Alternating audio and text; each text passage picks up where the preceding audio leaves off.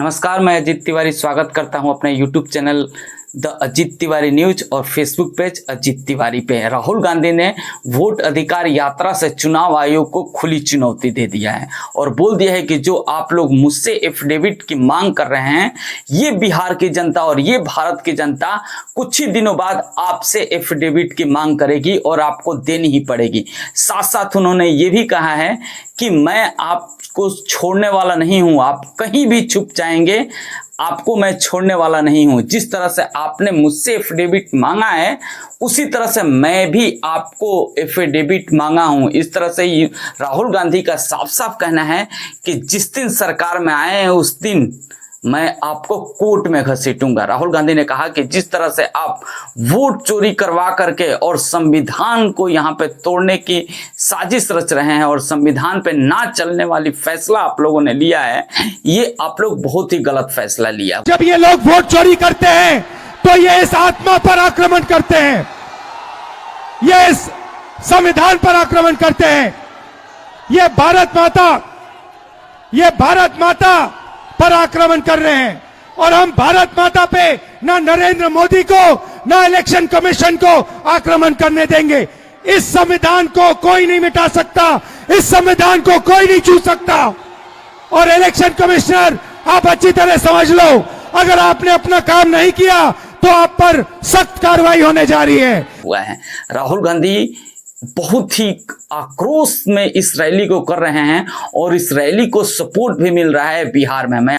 मैं आपको बताऊं कि राहुल गांधी और उनके सहयोगी पार्टी आरजेडी दोनों ही मिलकर के इस वोट अधिकार यात्रा को सफल बनाने में जुटे। हम बिहारी हैं और हम बिहारी लोगों का वोटवे काट देना है, कटने देना है। अपनी वोट की रक्षा करनी है कि नहीं करनी है? ये लोग सोचता कि बिहारी का चूना लगा देंगे। अरे इनको पता नहीं, बिहारी लोग जो है खैनिये में चूना रगड़ देता है और यहाँ का एक एक बच्चा तीखी मिर्ची का काम करता है। मुद्दे की बात कीजिए, ये पहले वोटर लिस्ट से नाम काटेंगे, फिर राशन काटेंगे, फिर पेंशन काटेंगे। ये लोग संविधान को, लोकतंत्र को खत्म करना चाहते हैं। हम सब बिहारियों को, गया के लोगों, संकल्प लो। ये गया जो है ज्ञान और मोक्ष की धरती है और पूरा बिहार जो है लोकतंत्र की जननी है। ये भाजपा के लोग और गुजरात के दो लोग आकर के हमको बताएंगे कि कौन बिहारी वोट देगा कि नहीं देगा।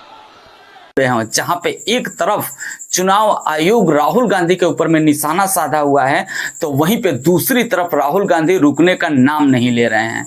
मैं आपको बताऊं कि एक तरह से चुनाव आयोग वर्सेस राहुल गांधी का ये घमासान काफी आगे तक बढ़ता जा रहा है। खासतौर से चुनाव आयोग ने जो महिला प्रवेशी को लेकर के वीडियो ना जारी करने का उन्होंने अपने प्रेस कॉन्फ्रेंस में 17 तारीख को बोला है, उसको लेकर के चुनाव आयोग घिर चुका है। अपनी माताओं, बहुओं, बेटियों सहित किसी भी मतदाता की सीसीटीवी वीडियो चुनाव आयोग को साझा करनी चाहिए क्या?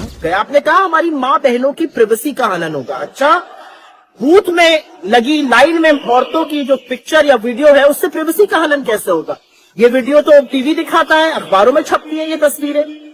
चुनाव आयोग को खुद भी एक बार 17 अगस्त के दिए गए प्रेस कॉन्फ्रेंस की वीडियो देखना चाहिए और ये सोचना चाहिए कि क्या इस प्रेस कॉन्फ्रेंस में हमने जितने भी विरोधी पार्टी ने मेरे ऊपर में सवाल पूछा था, उस सवाल का जवाब दिया है मैंने?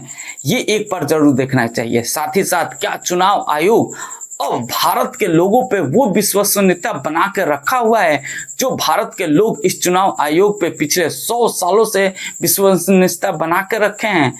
कई लोगों का ये भी कहना है कि ये चुनाव आयोग पूरी तरह से बिका हुआ है यहाँ पे सरकार के हाथों में, और जो सरकार लिख करके दे रही है प्रेस कॉन्फ्रेंस में चुनाव आयोग यही बोल रहा है। मैं आपको बताऊं कि कुछ सालों पहले यही सुप्रीम कोर्ट ने कहा था कि चुनाव आयोग ऐसा होना चाहिए जो कि प्रधानमंत्री को भी कटघरे में खड़ा कर दे।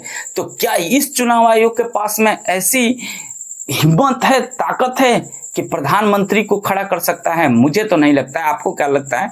कमेंट्स करके जरूर बताइएगा। वहीं पे मैं आपको बताऊं कि इस चुनाव आयोग को थोड़ा सा तो दिखना चाहिए, क्योंकि इतना इल्जाम लगे रहे हैं, आपको घेरा जा रहा है। बिहार में वोट अधिकार यात्रा के तहत आपको घेरा जा रहा है, विधानसभा में, राज्यसभा में, और फिर भी आप उस कुर्सी पे जम के बैठे हुए हैं। शायद ज्ञानेश कुमार और बाकी के चुनाव आयोग के मेंबर को समझना चाहिए कि इतनी बड़ी आरोप के बाद में मुझे कौन सा फैसला लेना चाहिए ताकि चुनाव आयोग के का विश्वास बना रहे।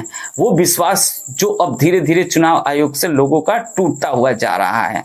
शायद ये दिन देखने को नहीं मिलने वाला है चुनाव आयोग को, जितने बुरे दौर से चुनाव आयोग गुजर रहा है।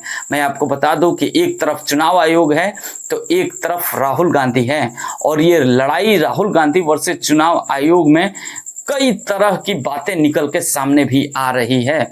यहाँ पे बात एक ये भी समझनी चाहिए कि चुनाव आयोग के इन सारे फैसलों के ऊपर में बीजेपी के तरफ से कोई भी प्रतिक्रिया नहीं आ रही है, और जो प्रतिक्रिया आ भी रही है वो प्रतिक्रिया चुनाव आयोग के बचाव में ही आ रही है।